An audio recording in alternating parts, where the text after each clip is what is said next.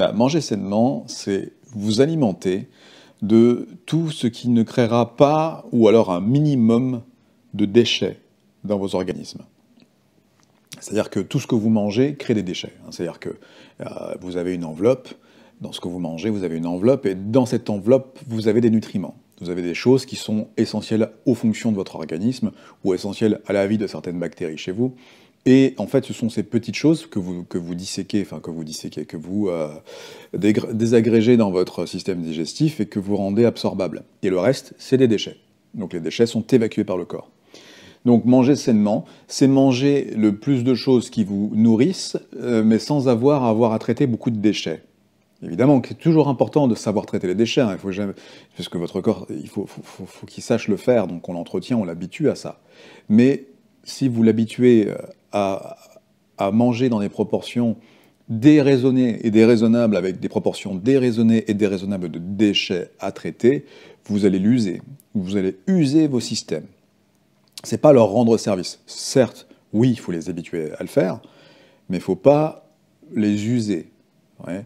C'est comme, je vais reprendre l'exemple d'un régime moteur, un régime moteur à combustion classique, hein, de notre époque. Monter à 8000 tours minute en zone rouge, c'est bien, enfin c'est bien pour certains moteurs, mais il ne faut pas le faire très longtemps. Voilà. C'est bien parce que de temps en temps, il faut que le moteur réapprenne à monter dans les tours. Tu vois, régulièrement même. Il faut le faire pour que le moteur soit pas surpris de monter dans les tours. Mais si tu le fais tout le temps, au bout d'un moment, bah, les pièces surchauffent, s'usent et sont irrattrapables, j'allais dire. Leur usure est irréversible. Enfin bon, t'as compris. Alors, voilà. Alors attends, parce que, hop, évidemment, c'est au moment où je dis ça qu'il se passe ceci. C'était pour reprendre un peu de lumière. Mais du coup, donc manger sainement, c'est tout simplement ça. C'est faire rentrer dans votre organisme des choses qui sont dépourvues, enfin, pas totalement, mais qui produiront le moins de déchets possible dans votre organisme. Et donc, concrètement, qu'est-ce que ça veut dire? Eh bien, ça veut dire que si vous mangez un élément et que vous voulez récupérer quelque chose de cet élément-là, observez à quoi ressemble l'élément et dans quelle proportion qu'est-ce qu'il y a de plus que cet élément-là qui entoure ce que vous voulez précisément obtenir dans cet aliment. C'est pas clair? C'est pas clair. Ok. Comment dire? Un végétal, un produit végétal contient souvent, pour ne pas dire tout le temps, moins de déchets à traiter qu'un animal mort. Tout simplement. Voilà. C'est d'ailleurs pour ça que les animaux mangent des végétaux, hein. Les animaux que vous aimez manger, vous. Ils sont pas. Enfin, je parle dans la nature sauvage, hein, attention. Les animaux que vous aimez manger, vous, eux, dans leur nature sauvage, ils mangent massivement des végétaux. Voilà, à part ceux qui sont dans la mer et qui, eux, mangent des planctons, des phytoplanctons et des choses comme ça. Là, je fais référence aux poissons. Alors, un poisson qui s'est nourri de phytoplancton, qui est majoritairement composé d'éléments potentiellement sains, sera moins préjudiciable pour le corps qu'un poisson qui a mangé des céréales, des farines de poisson, des choses qui sont pas forcément toxiques, utiles pour lui, et en plus dans un environnement peu favorable. Donc le poisson, en plus d'autres substances, hein, les antibiotiques, les polluants, enfin bon, le poisson aura dans ses chairs plus de déchets à traiter, donc celui-là, hein, dans celui dont on parle en second plan, que le premier qui est complètement sauvage et qui va se nourrir qu'uniquement de phytoplancton et de plancton, ou d'autres choses. Tu vois? C'est aussi simple que ça. Alors après, là, je fais une petite parenthèse parce que manger sainement, globalement, j'ai caricaturé, hein, mais c'est ça, vous allez comprendre. Mais manger sainement, c'est pas suffisant. Parce que ce que vous mettez dans votre bouche, c'est un fait, vous savez que c'est pas bon, hein. Si vous mettez des choses qui vont pas dans votre bouche, c'est pas bon. C'est pas bon pour votre organisme. mais ce que vous mettez sur votre peau aussi.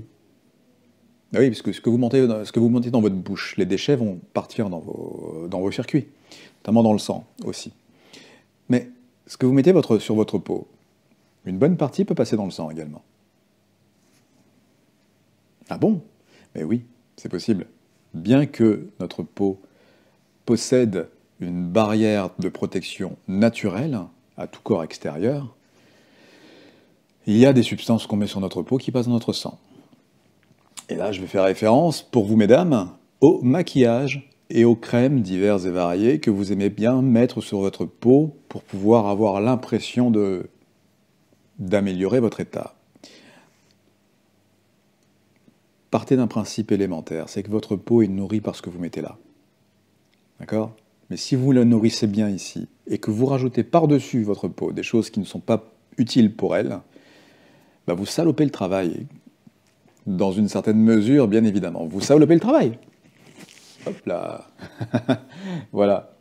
Donc, évidemment, tout ce qui est préjudiciable pour votre peau, vous le savez, hein, c'est le maquillage, c'est le tabac, enfin la cigarette. La cigarette, vous avez bien remarqué, de toute façon, quand vous laissez consumer votre cigarette, là, au bout de vos deux doigts, ici, là, si vous regardez bien les personnes qui font ça, vous regardez l'aspect de leur peau, ici, l'aspect de la peau de la main, qui a l'habitude de garder la cigarette en bout de doigt.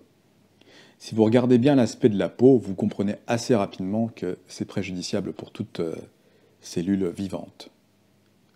Donc, bon, c'est encore pire ce qui se passe à l'intérieur, mais souvenez-vous de ça. La voix en est altérée, la peau en est altérée, le visage en est altéré, de par la proximité de la fumée également. Mais c'est normal. C'est pour ça qu'il est temps de vous alimenter sainement. C'est juste ça. Alors, on m'a demandé de faire une petite parenthèse également, parce que je le lis là. Donc, on a parlé des maquillages, mais le parfum aussi. Hein. Le parfum peut contenir des substances qui peuvent poser problème. Les solvants, en règle générale, donc la cigarette, on en a parlé, et les pesticides et les produits d'entretien ménager de la maison. Évidemment, il faut faire attention, protéger votre peau. Protéger votre peau, ça sera vous protéger vous aussi de ces substances toxiques, physiquement préjudiciables, en tout cas pour votre structure physique. Voyez.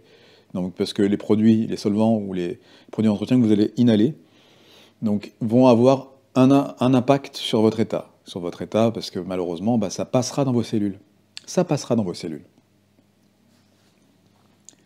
Voilà. Et dans les autres poisons, je regarde ma petite feuille, hein, parce qu'on m'a donné une note. Il fallait que je vérifie ce qu'il fallait que je vous raconte.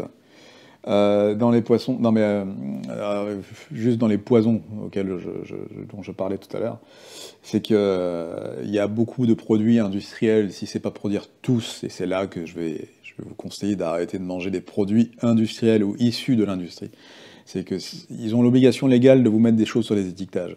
Alors vous dites c'est bien, tout est étiqueté. Mais oui, mais c'est une façon de vous prendre pour des... Vous voyez, parce que sous prétexte que tout est étiqueté, vous pensez que tout est étiqueté. Et que si c'est étiqueté comme ça, c'est que c'est légitime que ce soit dedans.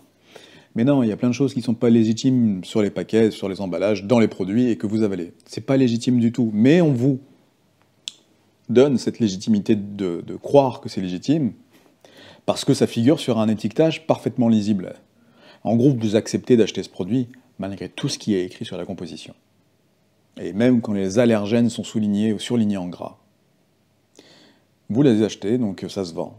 Mais avec la compréhension que tout le monde est couvert. C'est-à-dire que l'industriel, il est couvert parce qu'il a averti, et le consommateur, il est rassuré parce que c'est écrit dessus. Voilà où en est notre intelligence, en fait.